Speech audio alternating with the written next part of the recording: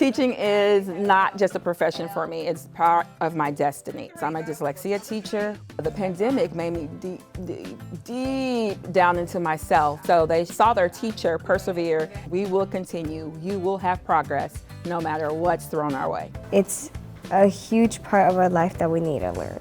So it's one student at a time, one ripple, one stone at a time, ensuring they get what they need. Learning to read made a big difference for me. To see the light bulb finally come on, an aha moment, or for them to come up to you and say, Ms. Jones, I have it now, I can do this. Those are victories that are immeasurable, and I will always be forever grateful for it. I love that I'm able to cultivate relationships with all the stakeholders. She helps us and she makes it fun. Ms. Jones, she's a little crazy at times, a little goofy. So I try to bring fun and entertainment into the picture.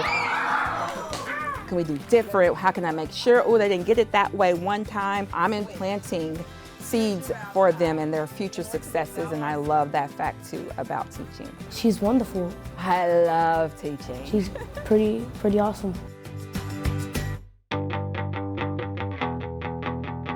I am so proud, more than ever, to be an educator right now, because it's tough. She's a good reader. She's very nice. I think the last 2 years for me in particular have really been about minding the gap. The gap for each kid is different, and so you have to build the relationships and you have to talk to the kids and you have to really be mindful of what they need, because for some it's academics and for some they need a hug. Dr. Terry Lassane, she was one of the most inspirational librarians that I ever met. So Lachelle, if you give the right kid the right book at the right time, you can profoundly change their world. And she said, you need to look for those moments every single day. And I have a student named Mercedes, and I've watched him develop over all these years. I found a book and started to read. He noticed that the character in the story looked like him. And he started to sign, and he was voicing. And those were things that he didn't do very comfortably. Was ready to jump. And Mercedes took the book and he put it up above his head and he was running laps around my library cheering for this character. I knew in that moment, this is what Dr. Lassane was talking about. And it was, I will never forget that, ever. I made it through my interview and didn't cry. Ugh. She gave me Judy Blume books, but they were a little too small for my range. Unfortunately, they were great books.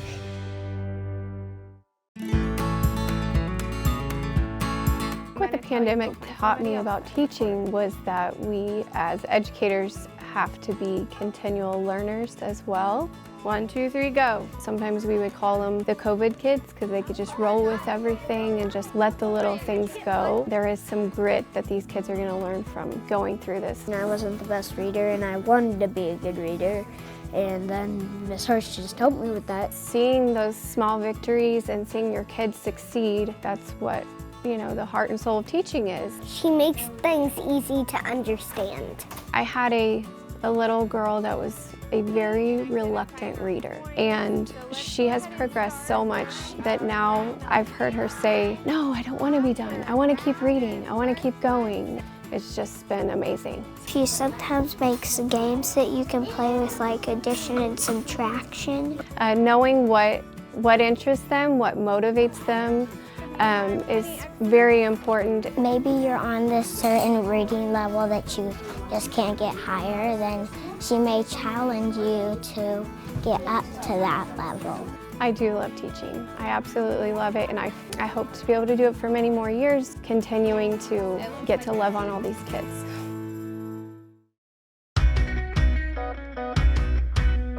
Come on in. Who's ready for pre-K? Personal relationships, especially with the littles, you've got to make sure they know you love them and that you are there for them. She gives great hugs. Spend a lot of time talking about that our classroom is a family. And so we take our family and we care about each and every person in our classroom. I love my teacher. Teaching during the pandemic was a very challenging time, but we had to just keep learning and keep pushing forward. You know, we did lots of dances, lots of silly stuff through a computer. She's funny. We were reading a book called The Magic Tree. It's a very interactive book where like they tap the tree. While I'm reading this book, I did yoga with them. So we did the tree yoga pose. And just to see them with those just little light bulbs popping up all over their heads, you know, there's nothing better than having a kid have that aha moment. I like to learn with Miss Connor. I adore teaching. To me, it's not a job, it's just my way of life. Your word is flashlight. Flashlight? Flashlight! I love teaching because it is like camp every day. We get to sing, we get to dance, and we get to learn while we do all of that. Some of the challenges that I have learned a great amount from throughout the pandemic, children were on their own, playing with siblings or by themselves for a long, long time. Tell me what your partner said. We're having to rebuild our classroom culture so that it is a we, not me. She is kind. If you don't start every morning with a fresh start and a positive relationship, no student's going to want to learn with you. Y-O-U.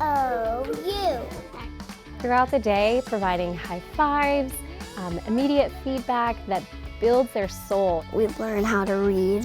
V, Valentine. Teaching kindergarten reminds me every day that they are our future. And I find joy in building them up and making sure they feel confident in every way they possibly can, every day.